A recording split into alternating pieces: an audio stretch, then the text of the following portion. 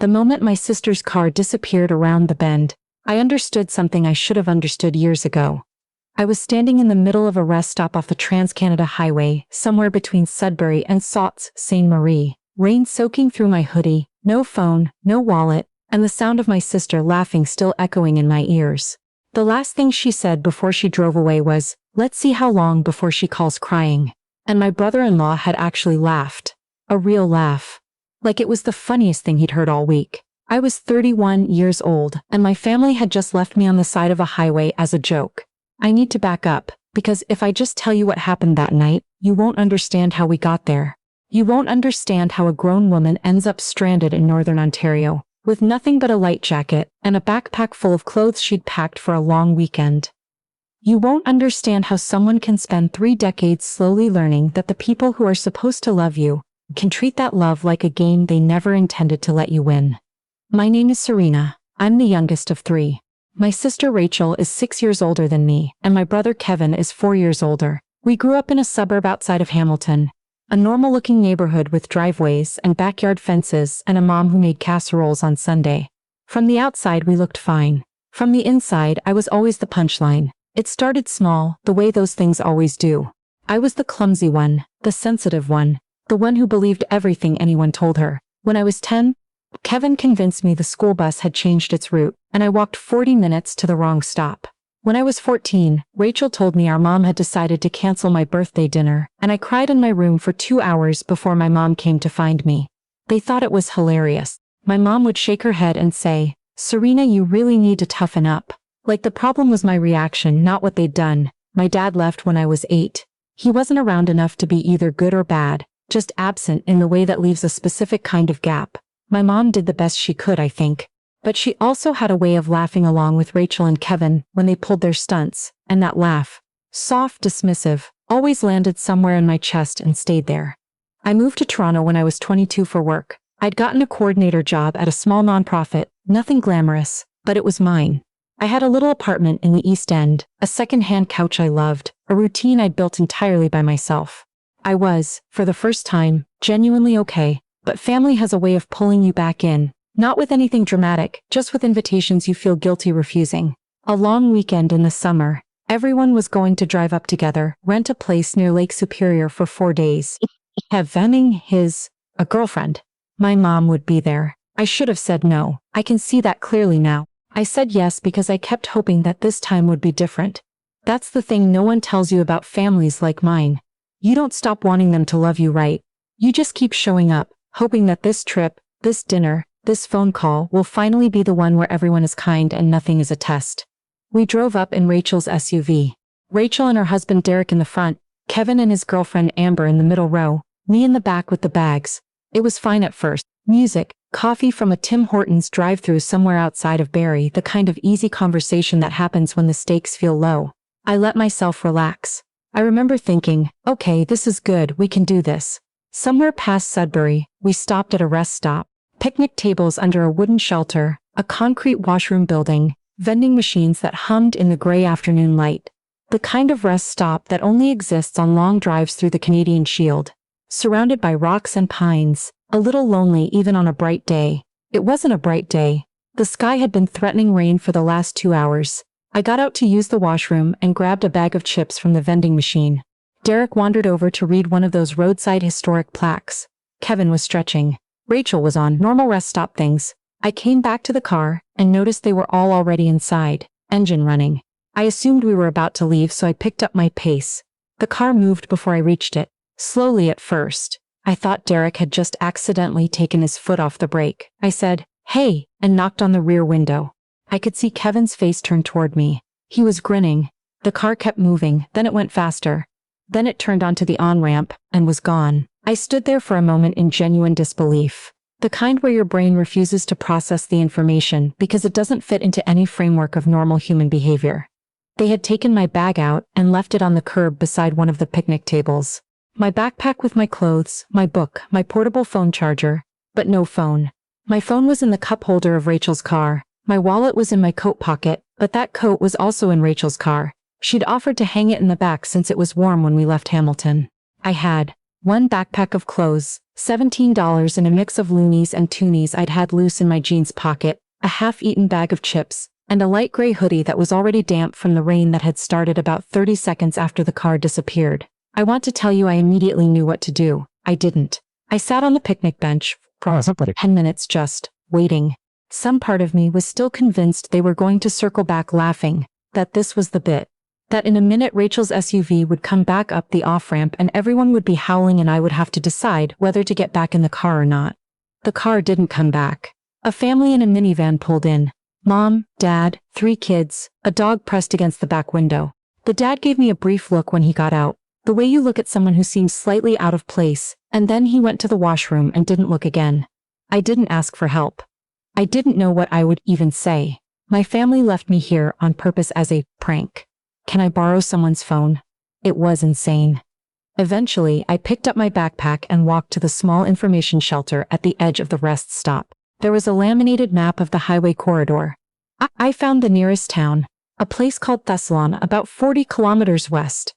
There was nothing closer, at least nothing indicated on the map. 40 kilometers. I had $17. I thought about hitchhiking and then thought about everything I'd ever been told about hitchhiking as a woman alone on a highway and decided to wait.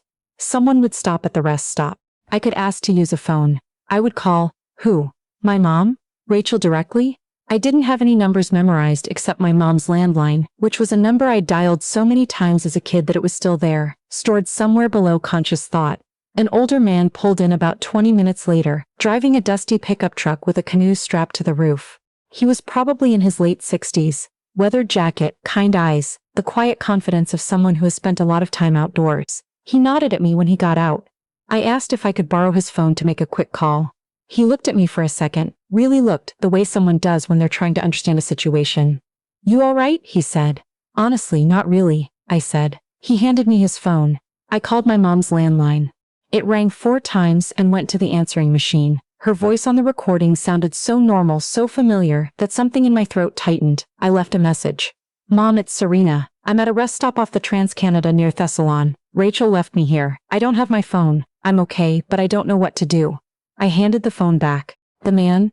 His name was Gary, he told me. He was driving up to meet friends for a fishing weekend, stood there for a moment with his phone in his hand. She left you here, he said. It was supposed to be a joke, I said. The word joke felt dirty in my mouth. Gary drove me to Thessalon. He didn't make a big deal of it, didn't ask a lot of questions, just said he was going that way anyway and it wasn't any trouble. He had a golden retriever in the cab named Biscuit, who put his head in my lap the entire drive. I cried a little bit, quietly, while Gary talked about the lake he was headed to, and how the walleye fishing had been good the past few summers. I don't think he mentioned it to be polite. I think he understood that sometimes people need to be talked at gently, rather than asked to explain themselves. He dropped me at a diner on the main street of Thessalon. Small town, maybe 3,000 people. The kind of place where the diner has been there since the 70s, and probably hasn't changed the menu much since then. It was warm inside and smelled like coffee and something baking. I found a booth near the window and sat down. A server came over. A woman in her 50s with short hair and the efficient manner of someone who has seen every kind of person come through a diner door.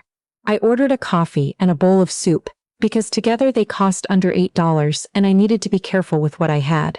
She looked at me, my wet hair, my damp hoodie, the backpack on the seat beside me, and said, "You need anything else, hon, you just say." I almost started crying again right there. I sat in that diner for a long time, long enough for the rain to get heavier and then lighter and then stop completely. Long enough to drink 3 cups of coffee, long enough to think. My mom didn't call back, Rachel didn't appear, no one came. And somewhere in that long, still afternoon, sitting across from my own reflection in the diner window, I started to understand something I had been circling around for years without ever landing on it directly. This wasn't the first time. It was just the most undeniable time. I thought about the birthday dinner incident when I was 14, the school bus when I was 10, the time Rachel told everyone at Christmas that I'd failed my driver's test 3 times, when I'd only failed it once and it had taken me years to stop flinching at the memory of everyone laughing. The time Kevin had told his girlfriend, right in front of me, that I was the trusting one in the family. The way you'd describe a golden retriever, not a person. The way my mom would get a particular look on her face when Rachel or Kevin did something at my expense.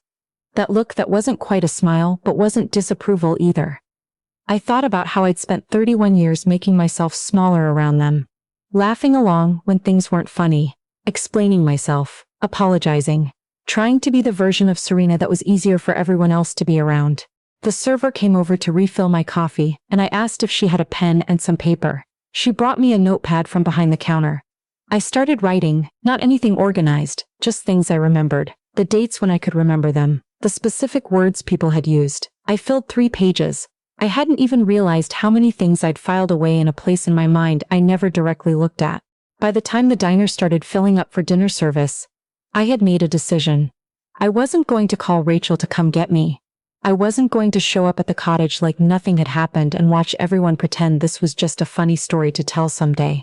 I wasn't going to manage their comfort about what they'd done.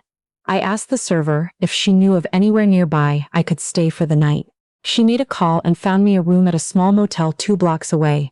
The owner was a friend of hers, and the rate was $65 a night, which I absolutely could not afford on $17, but the server covered the first night herself and told me not to make a big deal of it. I tried to make a big deal of it anyway. She cut me off. "You remind me of my daughter," she said. "Just let someone be kind to you." I stayed in that motel room and thought about my life for a long time. I thought about my apartment in Toronto, my job, the life I had built away from all of them. I thought about what it meant that the people who were supposed to be my family had looked at me standing in the rain and driven away laughing. In the morning, the motel owner, a quiet man named Frank who wore the same plaid shirt both days, I saw him, knocked on my door and told me a woman named Janet at the gas station was driving to Sudbury and could take me as far as the Greyhound station there. If I needed it, I needed it. Janet was 63, retired, visiting her sister and heading back. She talked the entire 2-hour drive about her garden and her grandchildren and a renovation she was doing on her back porch. When she dropped me at the station, she pressed $40 into my hand and told me to eat something before I got on the bus. The bus from Sudbury to Toronto took about 5 hours. I sat by the window and watched northern Ontario turn slowly into the flat farmland south of Barrie. I thought about what I was going to do when I got home. By the time we pulled into the Toronto bus terminal on Bay Street, I knew. I wasn't going to call Rachel to have the conversation. I wasn't going to send a long emotional text. I wasn't going to do any of the things I would have done before. The explaining, the hoping, the attempting to make them understand something they had clearly decided not to understand a long time ago. I was going to go to my apartment, make tea, and start figuring out how to move through the rest of my life without organizing it around people who had never actually seen me. My mom called 3 days later. I let it ring twice and then I answered, because I wasn't ready to be someone who didn't answer their mother's calls. She said, "Serena, Rachel said you disappeared from the rest stop. We were so worried." I stayed quiet for a moment. I thought about the 3 pages of notes in my backpack. I thought about Gary and his dog and the server who paid for my motel room and Janet and her garden. "I didn't disappear," I said. "I was left." My mom said, "Well, you know how Rachel is. She didn't mean—" "I know," I said. "I know exactly how Rachel is. I've known my whole life." There was a pause, then she said, "You're being dramatic." I thought about everything I could say. All the specific dates and words I'd written down. All the years I'd spent softening myself so they could be comfortable. And then I thought about the diner window, and my reflection, and the understanding that had settled into me somewhere in that long afternoon. "Okay, Mom," I said. "I'll talk to you soon." I hung up, I made the tea. I sat at my kitchen table for a while. Then I took out my laptop and started applying for a job I'd been looking at for months, a coordinator position at an organization in Vancouver. The pay was a little better. It was very, very far from Hamilton. 3 weeks later I got an interview. 2 weeks after that, I got the offer. I took it. I didn't tell my family I was moving until after I'd signed the lease on my Vancouver apartment. Rachel texted back, "Lol, okay, let us know when you want to visit." Kevin sent a thumbs up emoji. My mom called and asked if it was really necessary to go so far. I thought about the rest stop in the rain. I thought about watching her car disappear. "Yes," I said, "it is." I've been in Vancouver for 8 months now. I work 4 blocks from the water. On clear days, and there are more clear days here than I expected, I can see the mountains from the office window. I have a small apartment in East Van with a second-hand couch I love even more than the one in Toronto. I have friends here now, real ones, people who don't treat kindness like something you earn by surviving humiliation. I think about Gary and his dog sometimes. I think about the server at the diner, and her notepad and her matter-of-fact generosity. I think about Janet and the $40 she pressed into my hands like it was nothing. Those people owed me nothing. They had known me for a combined total of maybe 6 hours, and they had been kinder to me in those 6 hours than my own family had managed in 31 years. That tells you something. I spent a long time not wanting to hear what it told me. I'm not angry at Rachel anymore, not exactly. Anger takes energy, and I'd rather spend mine on the life I'm building. I'm not waiting for an apology. I understand now that an apology would require them to see what they did clearly, and they have decided not to see it clearly, and I can't make that choice for them. What I have instead is a Thursday evening in October, sitting at my kitchen table with tea, watching the rain come in off the Pacific, knowing that whatever happens next, I am the one who decides what it looks like. That's more than I had standing in a rest stop in Northern Ontario, soaked through my hoodie, watching taillights disappear into the distance. It turns out that was the moment everything changed. I just didn't know it yet.